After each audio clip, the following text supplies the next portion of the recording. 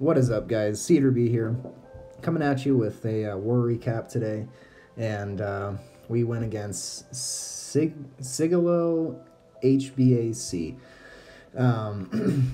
Came away with a victory, 72-71, 96.12% total destruction on our end, 96.96 on their end. I was not in the clan for this war. Lost Meta family had a tournament, and there was 4 different clans, comprised of the Lost Meta family, went against each other.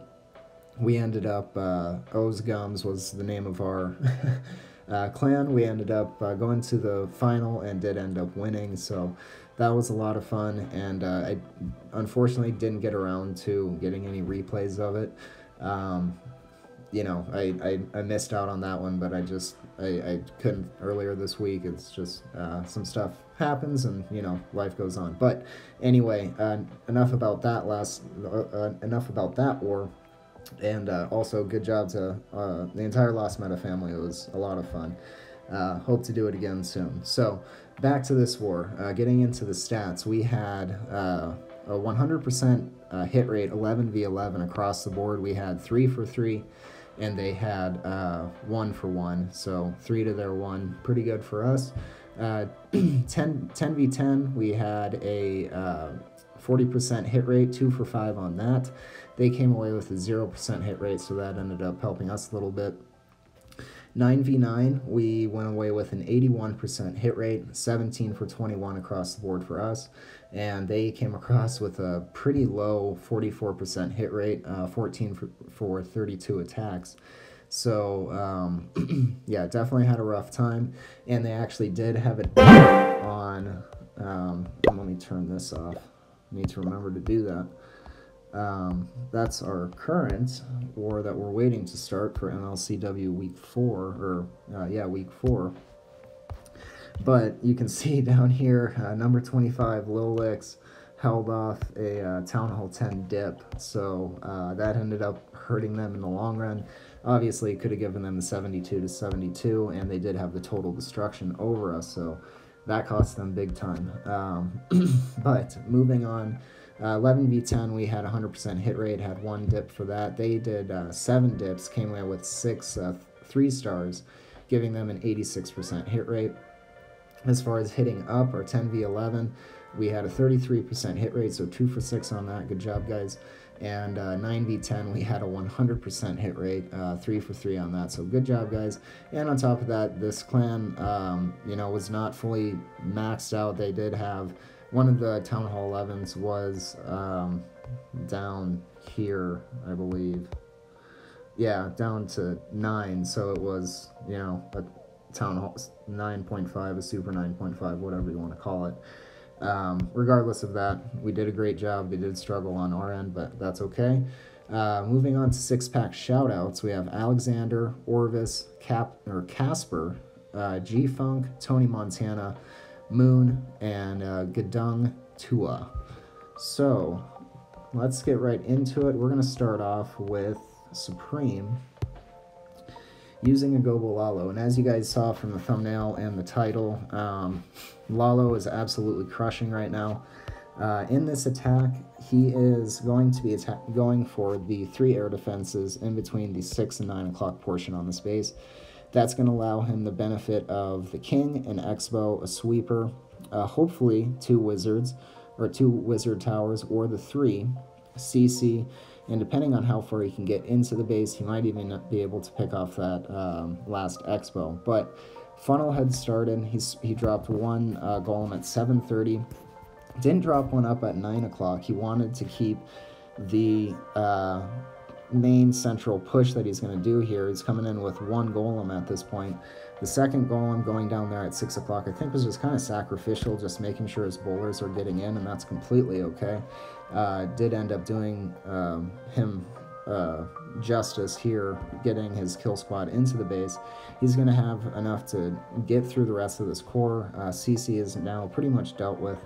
Does have most of his bowlers up, drops his heal spell, and now he's going to have 2 haste and a skeleton spell for the rest of this raid. And that's something I didn't mention either. The queen is obviously offset towards 3 o'clock, more on the right side of the base, so anticipating he might not be able to get her picked off, even though her range is in there. Knew that it might be a slight chance he's able to get her, so he did bring the skeleton spell just in case. And I always love these Lalo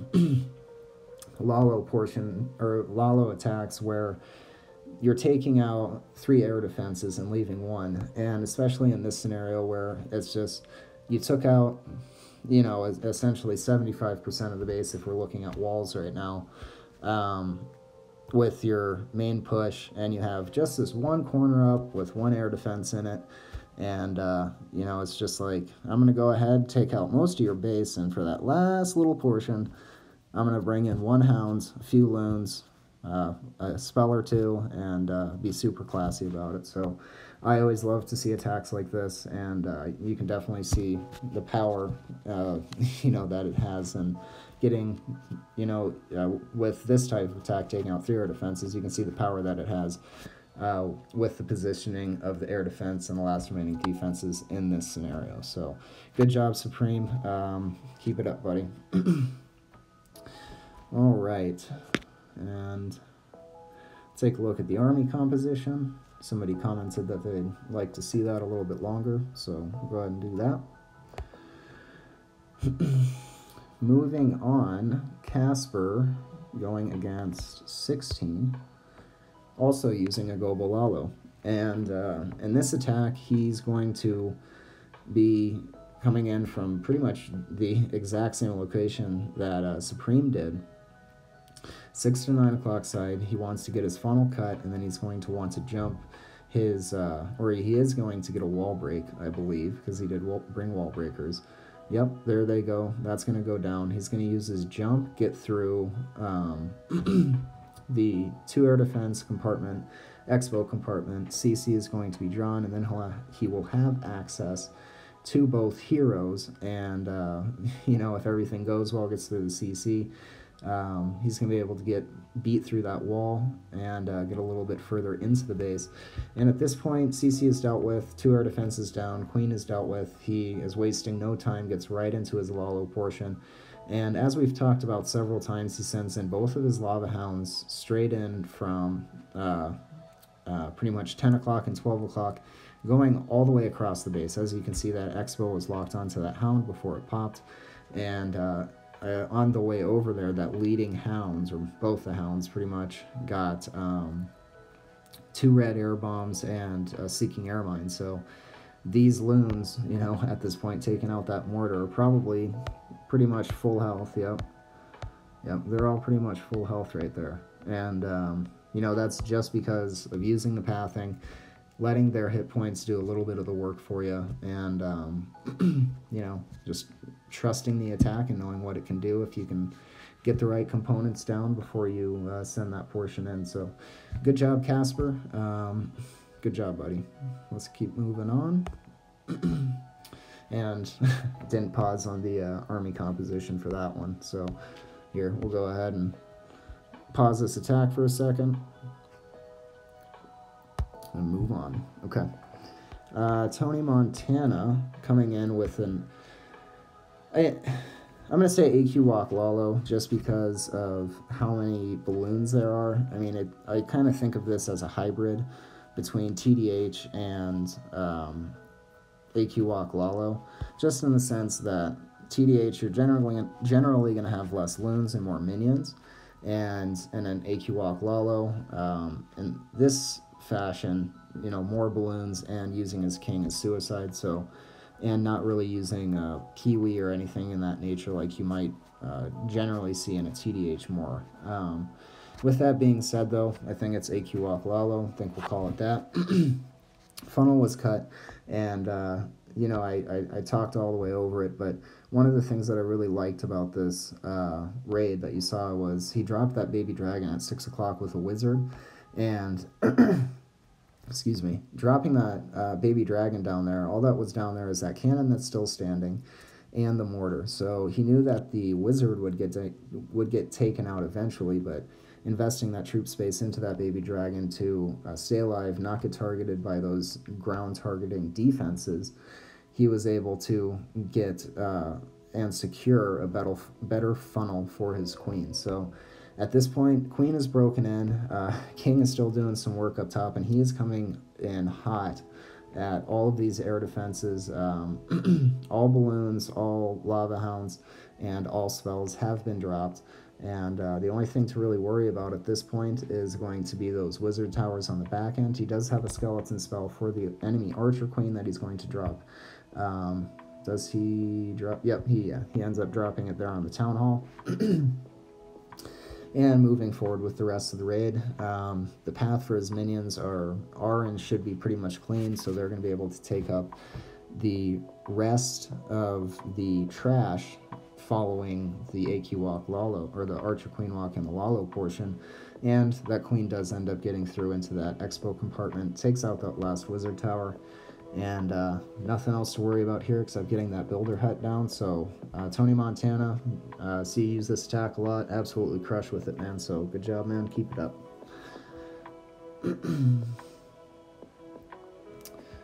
All right, and with that, we'll go ahead and get up to Town Hall 10. We're going to be showing one today on that. And which one was that? That was number 8.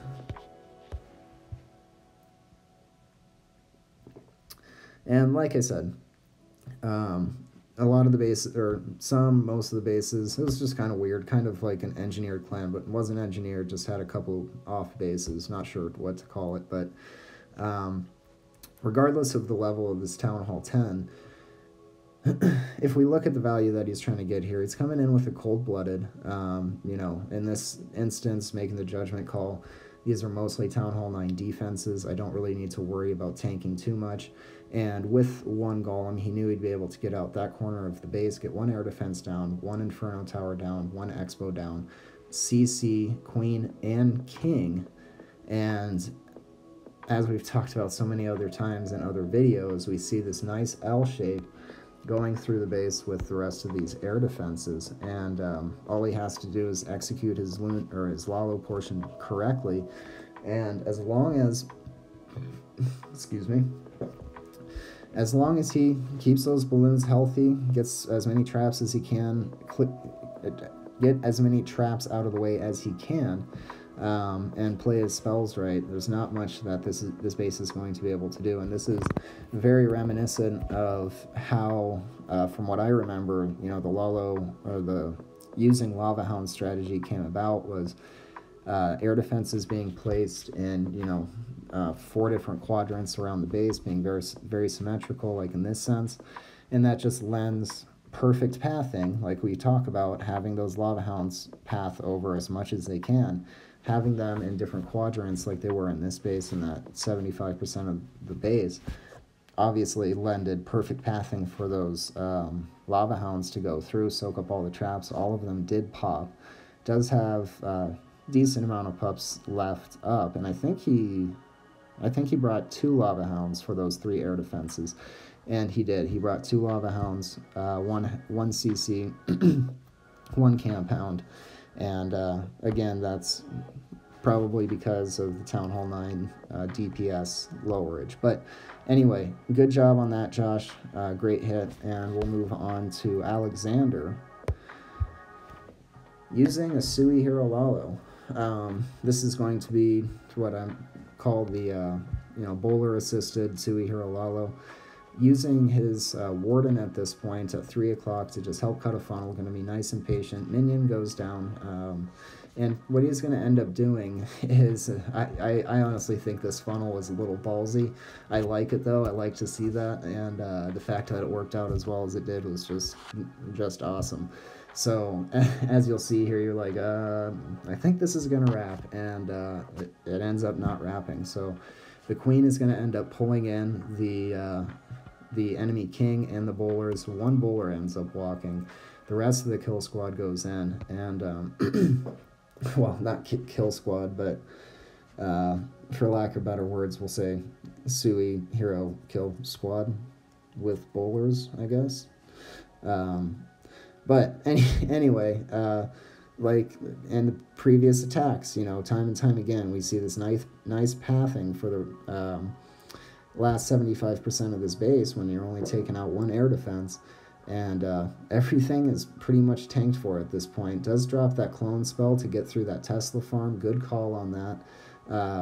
5 hastes have been used at this point. Last haste is used. Doesn't have any spells left, but if you look at what's left standing, that single target Inferno air defense and that last Orchard Tower is not going to do any damage. That Expo being targeted at the ground obviously doesn't matter, so absolutely crushed this base. And you'll see he does have a few cleanup minions on the side of the base that he started his LALOON portion, and we've talked about that as well before, is considering what's going to be left up where you started your initial raid, because not anticipating that could hurt you. Let's say if there was less time on the attack in this scenario, he didn't have those pups or those minions in his camp, and you know, the last thing going across the base is that big clump of minions, and they hit that red bomb that just triggered there right at the end. You might be in trouble. So with that being said, I hope you guys enjoyed it, and until next time, try new things, and Cedar Bee out.